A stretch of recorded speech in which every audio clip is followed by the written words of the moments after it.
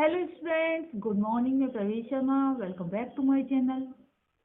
BEd first year understanding discipline and subjects के अंतर्गत आज का हमारा टॉपिक है अनुशासनहीनता के कारण, कॉजेज ऑफ इनडिसिप्लिन। अनुशासनहीनता आज के समय की बहुत बड़ी ही समस्या है। अनुशासनहीनता प्रत्येक क्षेत्र में देखी जा सकती है।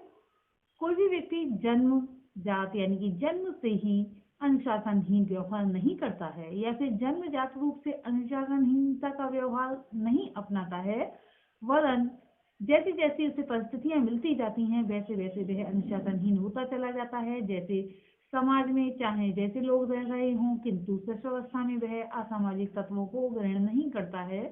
आर्थिक स्थिति चाहे जैसी हो, चाहे वह गरीब हो अथवा अमीर परिवार का हो, शिष्टावस्था में जब जन्म लेता है उस समय उन गुणों को यानी कि अनुशासनहीनता के गुणों को लेकर पैदा नहीं होता है। और चाहे राजनीतिक परिस्थितियां उस समय में जैसी भी हों, तब भी चाहे बुरी हो राजनीतिक परिस्थितियां अथवा अच्छी हों, तब भी बालक जन्म के समय में अनुशासनहीन नहीं होता है, बल्कि जैसे जैसे बड़ा होता जाता है और उन परिस्थितियों का सामना करता जाता है और उनसे जो बातें ग्रहण करता है उसी के आधार पर उसे अनुशासनहीनता का व्यवहार करने के लिए भी परिस्थितियां विवश कर देती हैं।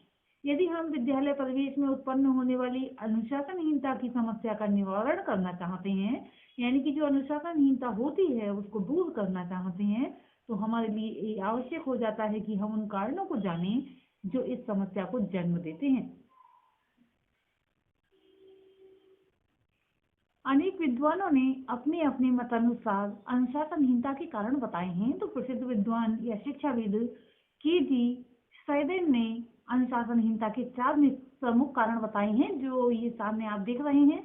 विद्यार्थियों में असंतोष की भावना, सेकंड पॉइंट है इसके अंतर्गत अध्ययन में पर्याप्त रुचि का अभाव, थर्ड पॉइंट है विद्यालयों की संख्या में कमी अथवा छात्रों की बढ़ती हुई संख्या, तथा फोर्थ पॉइंट है राजनीतिज्ञों का अशोचनीय व्यवहार।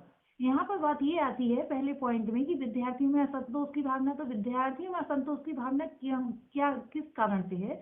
क्या शिक्षा का कार्यक्रम उनके अनुसार नहीं चल रहा है, अथवा वे जो जैसी शिक्षा चाहते हैं वैसी उन्हें प्राप्त नहीं हो पा रही है, या वैसा पाठ्यक्रम नहीं है, अथवा वे राजनीति में भाग लेना चाहते हैं और उन्हें राजनीति को अग्रसर नहीं होने दिया जाता है, वे या फिर नकल चाहते हैं उनको नकल करने नहीं दी जाती है। कोई भी कारण हो सकता है कि विद्यार्थियों में असंतोष की भावना विद्यमान होना।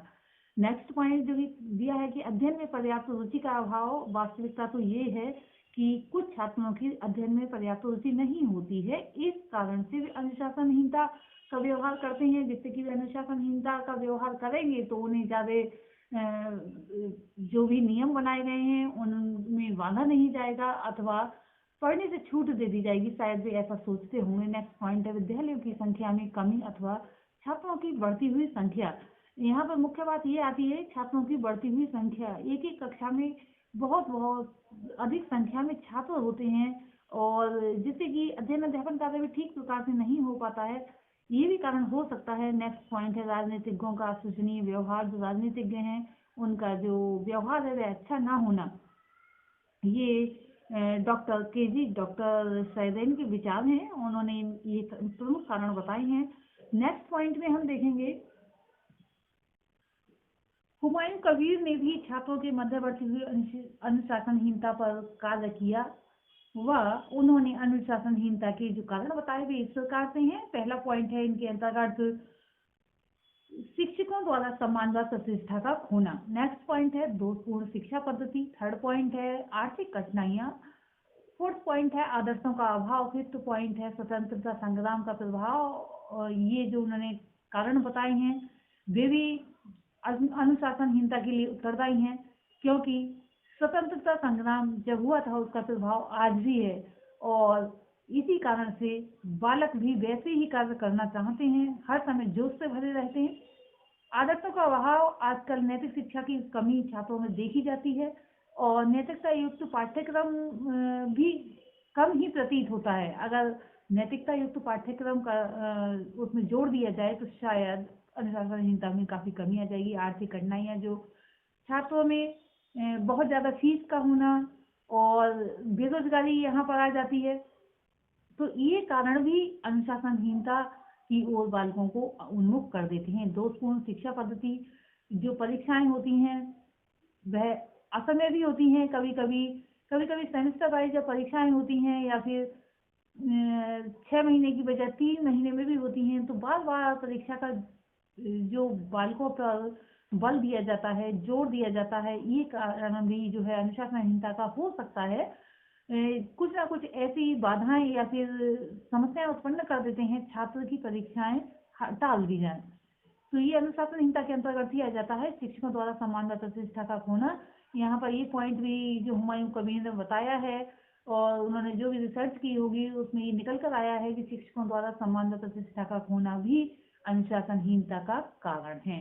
नेक्स्ट हम देखेंगे, कोठारी शिक्षा आयोग ने अनुशासनहीनता के कुछ कारण बताए हैं, वे इस प्रकार से हैं। पहला पॉइंट उन्होंने बताया है, आज युवा वर्ग अपने भविष्य के प्रति निश्चित नहीं है, जिससे उसमें असंतोष व्याप्त है और यह असंतोष अनुशासनहीनता को जन्म देता है। नेक्स्ट पॉइंट है, हर विद्यालय इस होड़ में तो लगा हुआ है कि वह अधिक से अधिक छात्रों को प्रवेश दे दे, परंतु विद्यालय में विद्यमान शैक्षिक व भौतिक सुविधाओं को बढ़ाने का कोई प्रयास नहीं किया जा रहा है।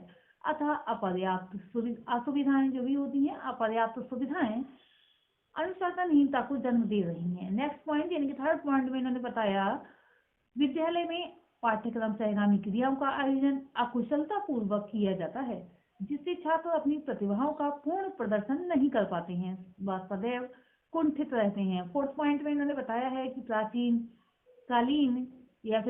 काल में गुरु शिष्य संबंध सम्मान व प्रेम के प्रतीक थे, परंतु वर्तमान में इन संबंधों में गिरावट आ गई है। फिफ्थ पॉइंट है, विद्यालय प्रशासक के रूप में आज प्रधानाचार्यों के अंदर नेतृत्व की क्षमता लुप्त होती जा रही है, अतः वे छात्रों को उचित दिशा निर्देशन देने में असफल हो रहे हैं। सिक्स्थ पॉइंट है, विद्यालय परिवेश में सक्रिय राजनीति का प्रवेश होता जा रहा है और छात्र व अध्यापक दोनों ही इससे प्रभावित हो रहे हैं। सेवेंथ पॉइंट में कोठारी आयोग का मत है कि समाज में अनुशासनहीनता बढ़ती जा रही है और विद्यालय उसके प्रभाव से अछूता नहीं रह सका है। कोठारी आयोग और हुमायूं कबीर तथा डॉक्टर सैयदन के जो भी कारण बताए गए हैं, यानी कहने का तात्पर्य है इन्होंने जो भी कारण बताए हैं, उसके बाद हम देखेंगे कि सामान्य रूप से कौन कौन से कारण अनुशासनहीनता के लिए उत्तरदायी हैं। सामान्य रूप से अनुशासनहीनता के कारणों को कुछ श्रेणियों में विभाजित किया गया है। वे हैं वैयक्तिक कारण, पारिवारिक कारण, विद्यालयीय कारण, शैक्षिक कारण, सामाजिक कारण, राजनीतिक कारण, मनोवैज्ञानिक कारण तथा आर्थिक कारण। ये कारण एक बार फिर से हम देख लेते हैं। पहले पॉइंट में वैयक्तिक कारण, सेकंड पॉइंट में पारिवारिक कारण, थर्ड पॉइंट है विद्यालयीय कारण, फोर्थ पॉइंट शैक्षिक कारण, फिफ्थ पॉइंट है सामाजिक कारण, सिक्स्थ पॉइंट है राजनीतिक कारण, सेवेंथ पॉइंट है मनोवैज्ञानिक कारण और एट्थ पॉइंट है आर्थिक कारण। अब इन कारणों का हम विस्तार से विश्लेषण करेंगे। सबसे पहले हम देखेंगे वैयक्तिक कारण यानी कि पर्सनल कॉजेज।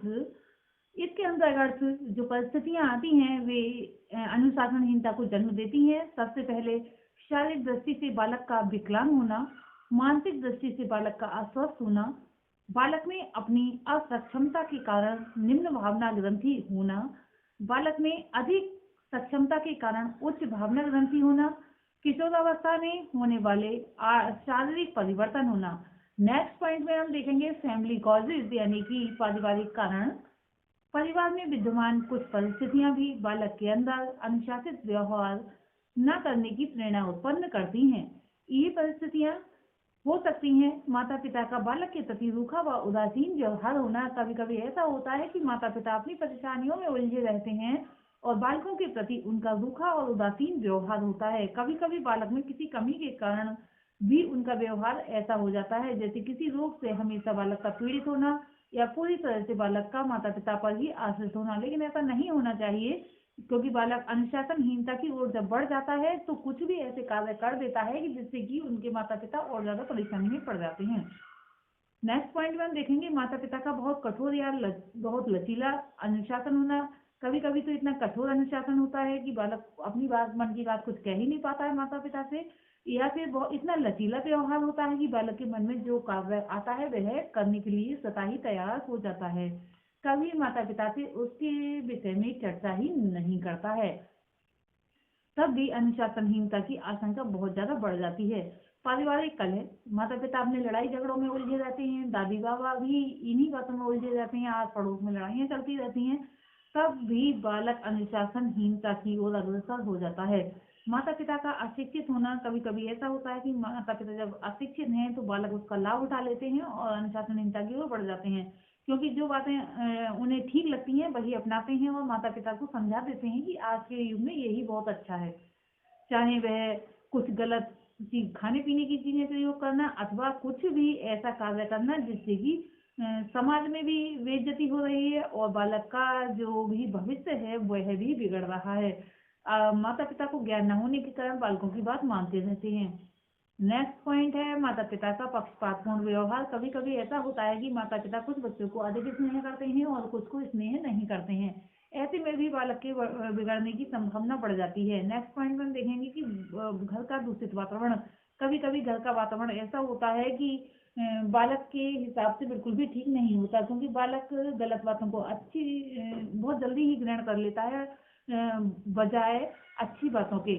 तब बालक अनुशासनहीनता की ओर बढ़ जाता है। घर में जो पर्याप्त सुविधाओं का अभाव, जब घर में पर्याप्त सुविधाओं का अभाव होता है तो बालक दूसरे स्थानों पर जाते हैं जहाँ का पता नहीं, वातावरण कैसा है, लोग कैसे हैं, अनुशासन युक्त हैं अथवा अनुशासनहीन, उसका प्रभाव भी बालकों पर पड़ता है। नेक्स्ट पॉइंट में हम देखेंगे विद्यालयीय कारण, यानी कि स्कूल कॉलेज। विद्यालय की निम्न परिस्थितियां अनुशासनहीनता की ओर प्रेरित करती हैं।